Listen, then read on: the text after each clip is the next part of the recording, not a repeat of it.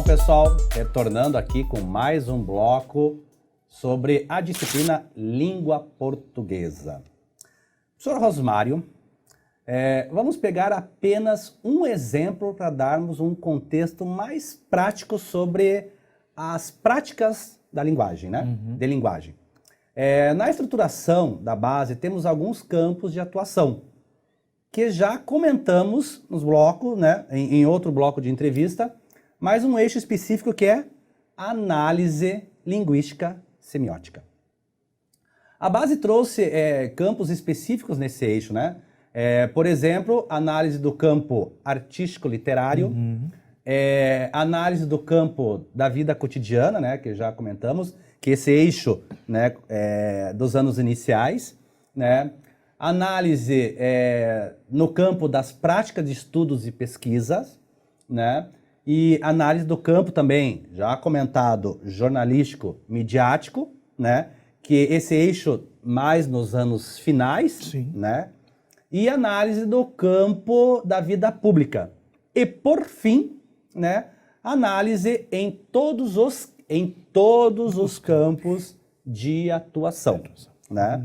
Pessoal, isso está na base, como eu falei para vocês, né? No acompanhamento a partir da página 85, que era as 10 competências, né? Mas já vem na sequência, né? Esses campos.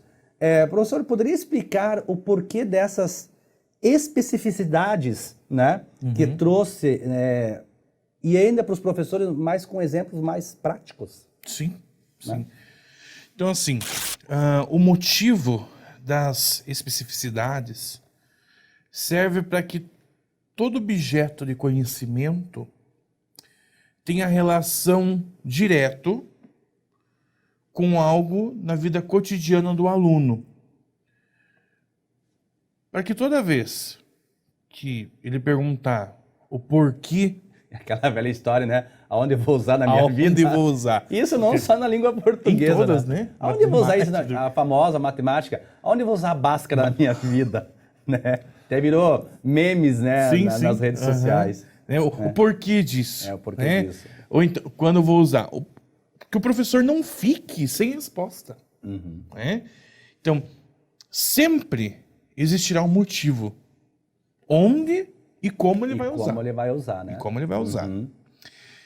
A nova divisão que a BNCC faz é para que fique ainda mais fácil a aplicação de práticas em cada objeto dentro de cada eixo do campo de atuação. Correto. Ok? Para exemplificar. Isso.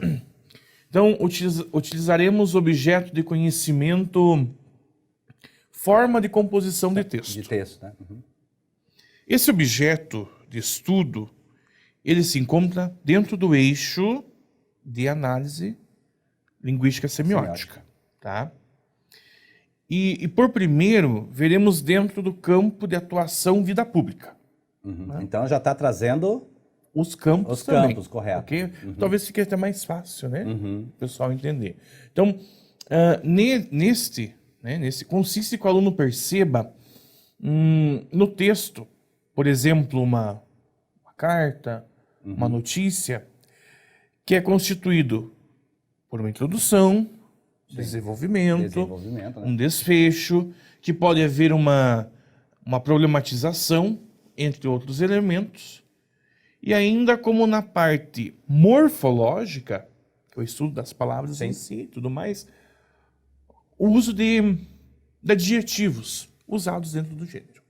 Professor, como você falou numa linguagem semiótica, na análise linguística semiótica, o professor poderia dar um exemplo do que seria análise linguística e uma análise semiótica? Sabemos que os professores são da língua portuguesa, mas podem outros professores, né, estarem nos assistindo, né, de outras áreas, outras disciplinas, matemática e tal, e entender como é que é a língua portuguesa, né? Sim. Então talvez não sejam só os professores de língua portuguesa. Não sei se o professor poderia dar um exemplo, fazendo um parênteses aí, que já comentamos sobre a semiótica, né? O que seria basicamente essa palavrinha análise linguística e análise semiótica?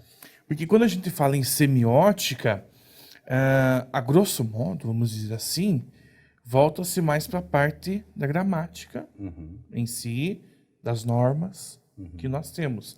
A linguística seria um contexto mais geral. Entendi. E mais voltado para a parte também da oralidade, da língua. Assim, quando se fala em semiótica, a gente volta mais o que a gente vai encontrar quando você vai analisar com relação à gramática. Ok. Tá? E a linguística já parte para as outras, até as competências que a gente já falou, da questão oralidade, da leitura, análise como se lê, análise como está composto o texto. E daí assim, juntando os dois. É porque a gente vê que não é muito usual para os professores que são de outras áreas, né? Sim. Essa palavra semiótica. Mas tudo bem, professor, vamos lá. Então, para ficar bem... Então, eu analiso, por exemplo, o conteúdo do texto, na parte da linguística. E dentro dessa parte, eu vou já para os componentes da morfologia, aqui na parte da semiótica. Perfeito. Tá? Ficou claro, né, pessoal? Sim. Vamos lá. Bom, usando o mesmo objeto de conhecimento e o mesmo eixo, temos dentro do campo de vida cotidiana, para ilustrar, a produção e identificação de texto sobre o uso de um brinquedo. Olha que legal. É presente na vida, né? O campo já fala, né? Vida cotidiana. E o que ele pode fazer com esse brinquedo? Ele pode criticar, argumentar sobre esse. E aqui nessa parte, quando a gente fala de crítica, né? Ele pode falar o que o brinquedo podia ter, o que não podia ter e o porquê que ele podia ou não ter algo a mais, né? E você vê, professor, só fazendo um parênteses aí, eu achei interessante esse seu comentário, porque hoje muitas empresas do ramo de brinquedos, seja lá o que estão ouvindo quem? As crianças. As crianças. Porque o brinquedo são para elas, Sim. né? E até tem youtubers mirins, né? Fazendo comentário. Claro, tem a questão financeira por trás, né? Lógico. Né? Mas elas pegam os brinquedos e fazem os comentários, o que é legal e o que não é legal, né? E aí, por isso que o professor comentou isso daí, né? Vamos pegar um brinquedo, né? Ele argumentar. Então, a criança já vem com isso, né? Já vem com isso. Interna dela. Já tem internalizado. E daí o nosso papel como educador, quando coloca a habilidade em prática, né? Que ele saiba fazer da maneira correta. Perfeito, perfeito. Né? Então, inclusive os componentes para avaliar e apresentar esse produto, então desde pequeno já está junto com ele. Tá? No mesmo objeto de conhecimento, agora mais precisamente com coesão. E articuladores? E articuladores. Ok. Tá? Pode-se atuar na produção, na área de reprodução, digamos, de verbetes digitais. Muito utilizado hoje, né? Muito utilizado hoje. Né? E, mais uma vez, lembrando que esta nova base abrange muito a parte digital. Então, nesse caso, a gente vai usar esse recurso e aplicaremos ainda na parte da morfologia e da sintaxe. A coesão pronominal dentro de um texto. Então, veja, como que você pode trabalhar de uma maneira que seja atraente e próxima do aluno. Professor, só fazendo um parênteses, é claro que essas nossas entrevistas não tem como, nesse momento, falarmos das 10 competências gerais da base, né? Da base aqui agora. Né? Então, como o professor comentou, né, uma das competências gerais, que é a competência número 4, a número 5, até vou fazer uma leitura para vocês, da competência geral, número 5, diz: compreender, utilizar e criar tecnologias digitais de informação e comunicação de forma crítica, significativa, reflexiva e ética nas diversas práticas sociais, inclusive as escolares. Para se comunicar, acessar e disseminar informações, produzir conhecimentos, resolver problemas e exercer protagonismo, já falamos nos blocos anteriores, e autoria na vida pessoal e coletiva.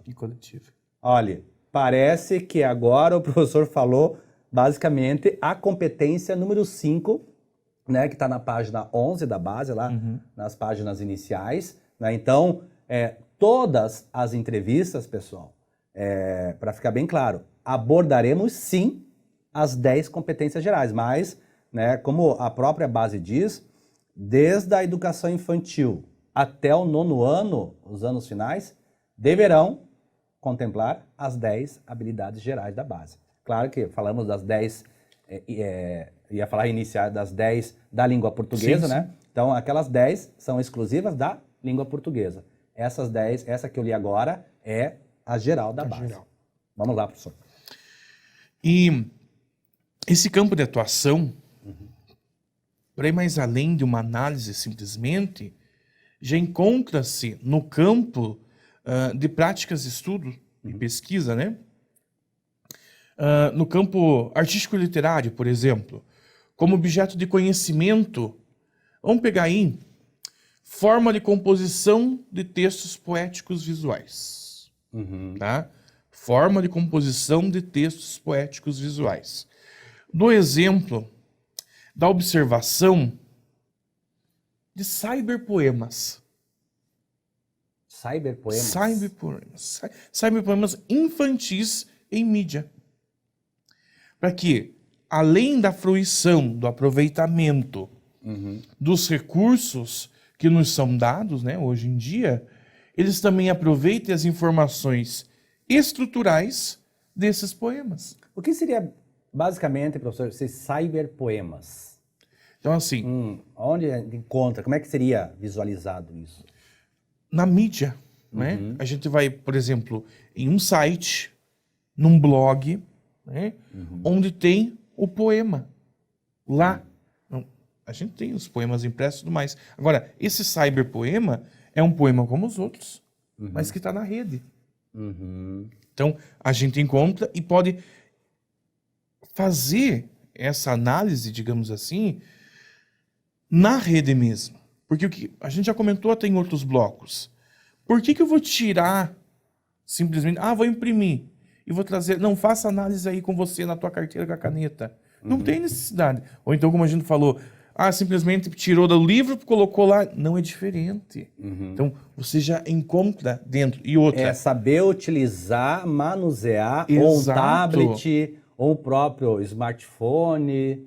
E esses cyberpoemas, por exemplo, ele já vem com uma animação por trás. Né? O O som, a maneira que ele está trabalhado ali e tal, que também vai atrair ainda mais. Lembrando novamente, professores, da programação neurolinguística.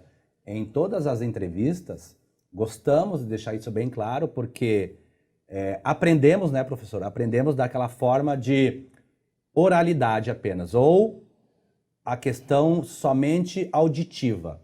Só o professor falava, né, e os alunos na passividade, né, Sim. absorvendo, né? A molecada de hoje em dia já não é bem assim, né? São outros fatores, outra sociedade, né? Não adianta entrar na questão nostálgica, né? Na minha época, na sua época, era outra sociedade. Exatamente. Hoje, né, claro, a nostalgia em certos momentos é gostosa, relembrar muitas coisas, mas essa molecada hoje, elas são muito tecnológicas, né? Então você já vê, eu tenho exemplo na minha família, 2 aninhos lá, ela pega o celular e ela já tenta descobrir a senha para desbloquear. Ela sabe que tem que passar o dedinho para lá e para cá. E passou um tempo, ela viu a mãe fazendo, né? Quando vê, ela estava com o celular, a mãe nem tá usando. Ela viu a mãe passar o dedo, você vê que uma criança Sim. né, é muito esperta. E ela desbloqueou, quando vê, ela já tinha desconfigurado todo o celular da mãe, apertado, não sei o que lá, quando a mãe, nossa, ela descobriu como é que era. Então, você vê que trazer a tecnologia, né, para essa molecada, porque a escola, ela é interessante. Ela sempre foi interessante, né? Até em outra entrevista, a questão do convívio social, os alunos gostam. Talvez o que eles possam ter algum problema é a aula não ser atrativa, né? E eu percebi que o professor comentando aqui que a base trouxe muita coisa atrativa. Nossa, muito.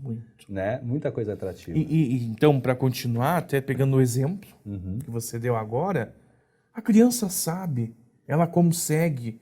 Então, a partir do momento que ele analisa um cyberpoema, ele também pode fazer.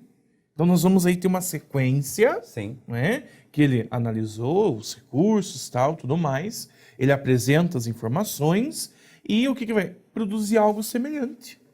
E você vê, esse exemplo que eu dei, lá da minha família, ela não sabe ler e escrever. 2 anos. Mas já sabe porque ela quer joguinho, né? Sim. Quer joguinho, que a mãe... Não vamos entrar na polêmica se deixa usar ou não deixa usar com essa idade, né? Cada família sabe o que deve ser feito. Mas, você vê, ela não sabe ler, não sabe escrever, mas sabe entrar no celular e sabe o joguinho que ela quer. Sabe. Você vê, né? Não vamos subestimar nossos alunos. Ah, pessoal, de novo, professor. Já foi. Não vou me cansar, né? Acabou o nosso tempo. Acabou. Bom, pessoal, espero que estejam gostando, né? Comentários, podem colocar aí comentários também, né? Para fazer, né? E próximo bloco ainda vai estar mais interessante nessa linha de raciocínio, pessoal. Nossa entrevista, claro, nos finalmentes, né? Faremos algumas coisas mais práticas, né? Mais a questão da didática mesmo, né? Aguardem e até o próximo bloco. Um grande abraço. Tchau.